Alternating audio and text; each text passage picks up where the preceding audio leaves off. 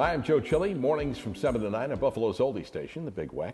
Joining us on the Big Weck, Buffalo on the Rise today, is Mike Benson, who's the Executive Director of Niagara Frontier Radio Reading Service. Mike, how are you? I'm great. How are you? I'm doing very well, thanks.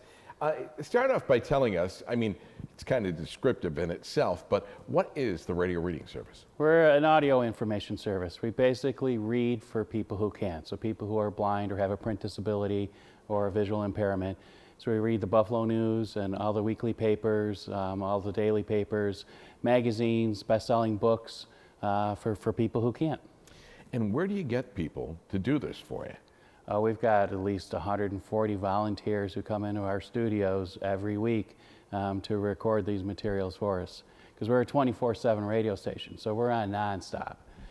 So when people come in and record these, as a guy who's a broadcaster is going to ask you the question, if they stumble over things, if they make a mistake, do they go back and do it again? Do you edit it? Well, that's why listeners love us, because we're authentic. We're your neighbors, we're your friends, we're not professional voice artists.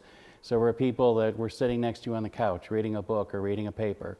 We provide that sense of companionship. So it's a lot more than just the content that we're delivering. And what about the changes? I mean, you know, improvements in technology. I mean, from when you started, because how long ago did you start? We started about 37, 38 years ago, long before Al Gore invented the internet. All right. And so what do you think has changed in that time? A lot has changed, but a lot has not.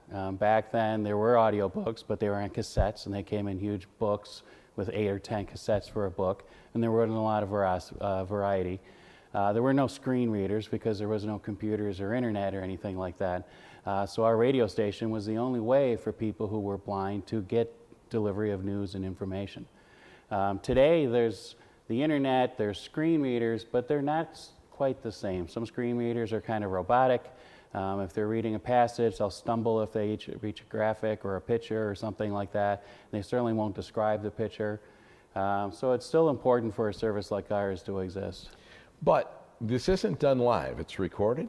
We are live every Monday through Friday, reading the Buffalo News from 9 to 11 each morning, and USA Today at noon each day, and everything else is recorded. Now, when it comes to reading these type materials, what happens with copyright and things like that? Are you ever challenged in those areas? Congress passed legislation way back in the 70s called the Chafee Amendment that basically says organizations like ours can do what we do even though it's copyrighted material, as long as the people we're doing for are blind or have a print disability. All right. And what about people who are blind? How do they access the feature? Well, obviously we started off as a radio station, so we've got radios that we can loan our listeners. But now we're also online, so they can catch our live stream on any internet-connected device, a smartphone, a smart speaker, tablet, laptop, over the web, through an app, however they want to access us. Do you have any idea how far your reach goes? I mean, when you start talking, are you talking Western New York? Are you talking Southern Ontario? What are you talking? When it was just the radio station, it was geographically limited. So our transmitters in the Boston Hills, so we caught most of Western New York. But now that we're online, there's no limit. We have listeners in Southern Ontario. We've got listeners in Rochester. We've got listeners who are snowbirds who moved to the Floridas or South Carolina to be with family. They can listen to us online. So our reach is unending. So smart speakers, can people pick you up on Alexa, on Siri? All they got to do is say, Alexa, engage the Niagara Frontier Radio Reading Service, and the prompts will take them through the rest. And did the idea come from someplace else in the country? Did it originate here? What's the deal? There's probably about 80 radio reading services across the country. Some are standalone nonprofits like ours. Others are attached to a university or a public TV or radio station. So it's not an original idea, and I can't tell you who came up with it. Some bright guy. Marconi? Yeah. Have you ever traveled to different parts of the country to see how it's done in different areas? I was in Arizona a few years ago to see how they do it. Sun Sounds is in Arizona. They're part of the University of Arizona. So in the event that someone gets used to the Niagara Frontier Radio Reading Service here and is going to move to a different part of the country, do you help them find a radio reading service there? Yeah, we've got a directory of all the radio reading services, what they cover, what geographies they're in, so we can make a link. Do you have any idea what is the most popular whether it be magazine or whether it be issue or newspaper or whatever that that people listen to? It's kind of a tie. Believe it or not, the Sunday grocery ads are very important. Come to people. on. We read all the ads that are in the news, and people, they want to plan their shopping list just like anybody else.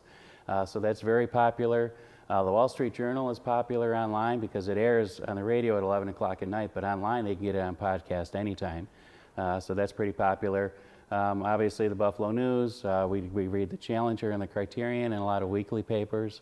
So they're all very, they kind of go zigzag a little bit. Is there a price, a subscription for a price for the It's service? absolutely free. All of our services are paid for by no donations. That's pretty incredible, because when you start talking about some of these different newspapers, obviously you're going to pay for those things. But again, you're talking to a certain segment of the population that couldn't have access to this otherwise. Right. Right. I mean, there's broadcast news, radio, and TV, and that's all good. But the depth and detail they get from print is outstanding. And how can our viewers help in our final minute? Now they can call us at 716-821-5555, and they can volunteer, or they can refer somebody that they know that might be a good listener, or they can make a donation. It's very good. You do auditions? Is that how it works out? No auditions. No auditions? All right. Thank you. I really appreciate that. For more information and answers to your questions, contact Niagara Frontier Radio Reading Service by calling 716-821-5555 or go to nfradioreading.org. Sponsorship and promotional considerations for the preceding segment was provided by the following.